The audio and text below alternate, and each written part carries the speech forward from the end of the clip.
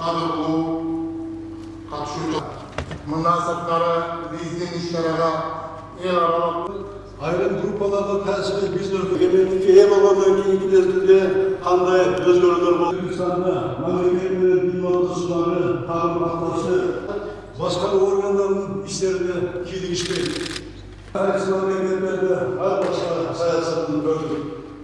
Тилоне жасоону үйрөнүүгө тийиш. Коом үчүн эркиндигин коргоо, мамлекеттин дин чөйрөсүндөгү мамлекеттик конфессиялык мамилени жаңы сапаттуу деңгээлге көтөрүү. Анткени биздин ата-бабаларыбыз ислам элдик каада салт-айрым үчүн коомдук жашоосунун ажырагыс бөлүгү. Азыркы Кыргызстан дин мамлекеттик бийликке аралашпаган заман керек. Бир да буюм, бир да коллектив муну өмүрүн узартуу керек болот. Коомдук тынчтыгын, анын дин чөйрөсүнө ролу азыркыдан жогору болушу зарыл.